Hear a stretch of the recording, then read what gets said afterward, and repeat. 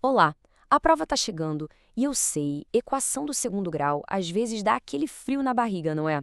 Mas pode relaxar. Hoje a gente vai desvendar esse assunto passo a passo. O objetivo é sair daqui não só entendendo, mas dominando o tópico, para garantir aqueles pontos importantes na nota. Vamos nessa? Então, este aqui é o nosso plano de voo. A gente começa pelo básico do básico, o que afinal é uma equação do segundo grau. Depois, vamos ver como resolver os casos mais simples, as chamadas incompletas. Em seguida, vamos conhecer a fórmula universal que resolve tudo. Com a teoria em mãos, partimos para a prática com exercícios de prova, aprendemos uns atalhos para ganhar tempo e no final fazemos aquele resumão para garantir que tudo fique fresco na memória. Tudo pronto para começar? Bom, tudo começa com uma base forte, certo? Antes de decorar qualquer fórmula, é essencial entender o que é uma equação do segundo grau. E o melhor jeito de fazer isso é vendo como ela aparece em situações do dia a dia, como nesse problema que a gente vai ver agora. Olha só esse exemplo. Temos um terreno com uma área total que é dividido em dois quadrados iguaizinhos. A gente sabe que a área de um quadrado é o lado ao quadrado, ou seja, x ao quadrado. Como são dois quadrados, a área total é 2x ao quadrado. E o problema nos diz que essa área toda é de 162. Pronto, a matemática transformou um problema prático na equação 2x ao quadrado igual a 162. É para resolver esse tipo de situação que a gente estuda isso. E aqui está a forma geral, a identidade de toda a equação de segundo grau. Ax ao quadrado mais bx mais c igual a zero. Os números a, b e c são os coeficientes, mas o mais importante de todos é o a. Ele é quem acompanha o x ao quadrado e define a equação como sendo do segundo grau. E por isso, ele nunca pode ser zero. Pensa comigo, se o a for zero, o termo x ao quadrado desaparece e a equação vira uma do primeiro grau. Essa diferença entre equações completas e incompletas não é só teoria, viu? É estratégia de prova. Saber identificar rapidinho se o B ou o C valem zero já nos indica se existe um método mais rápido de resolver. E numa prova, a gente sabe cada segundo que a gente economiza é uma grande vantagem. Então, vamos começar pelo caminho mais fácil.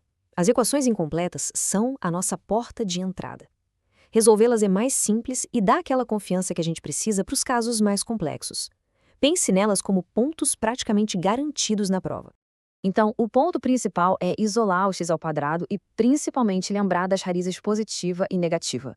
Um erro muito, mas muito comum é esquecer o sinal de mais ou menos e acabar perdendo metade da resposta. Então, atenção total a esse detalhe.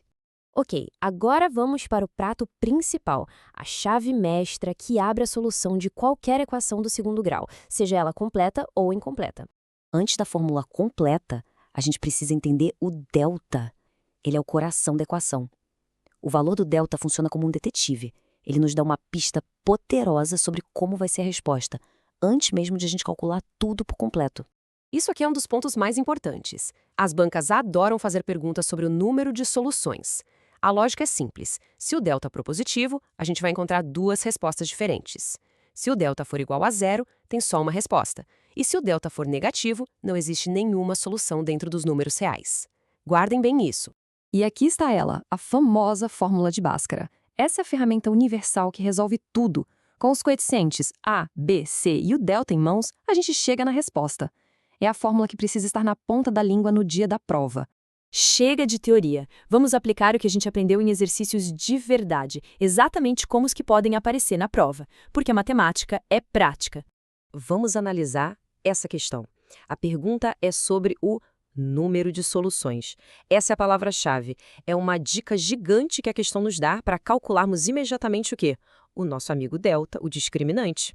Seguindo os passos, a gente vê que o delta deu zero. E o que a gente aprendeu sobre o delta ser igual a zero? Exatamente, a equação tem apenas uma única solução real. Isso nos leva direto para a resposta correta. Agora, fiquem de olho nesse estilo de pergunta, é muito comum em provas. Ela nos dá a condição, ter uma única solução, e pede para a gente encontrar uma parte que está faltando na equação, o tal do K. A chave aqui é trabalhar de trás para frente. A questão já nos contou qual é a característica da resposta. Ela precisa ter uma única solução. Isso significa que somos nós que vamos forçar o delta a ser igual a zero. Ao montar a equação do delta, igualar a zero e resolver para cá, a gente consegue determinar com precisão o valor que satisfaz a condição do problema. Viram só como o raciocínio inverso funciona perfeitamente? Agora, vamos ver uma técnica mais avançada. Depois de dominar a fórmula de Bhaskara, este atalho, conhecido como relações de Girard, pode economizar um tempo precioso no exame, resolvendo algumas questões em segundos. Essas duas fórmulas bem simples permitem encontrar a soma ou o produto das soluções sem precisar calcular as soluções em si. Em vez de usar Bhaskara, é só olhar para os coeficientes A, B e C. Olhem para esta questão. A pergunta pede apenas a soma das soluções. Em vez de usar toda a fórmula de Bhaskara, a gente pode resolver isso em segundos com o atalho da soma das raízes. Na equação x² mais 4x menos 5 igual a 0, o nosso a vale 1 e o nosso b vale 4. A fórmula da soma é menos b sobre a. Então, temos menos 4 dividido por 1, que é igual a menos 4. Simples assim. É uma ferramenta muito poderosa para ganhar tempo. Vimos bastante coisa importante. Agora, vamos organizar todas as ideias e revisar os pontos-chave que precisam estar na ponta da língua para a prova. Este slide é o nosso checklist final.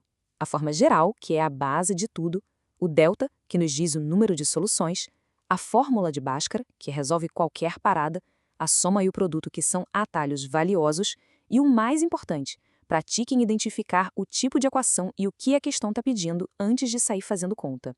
E para terminar, uma reflexão. Essa matemática não serve só para passar em provas. Ela descreve o mundo ao nosso redor. Desde a trajetória de uma bola que a gente joga para cima, até o formato das antenas que recebem sinais de satélite.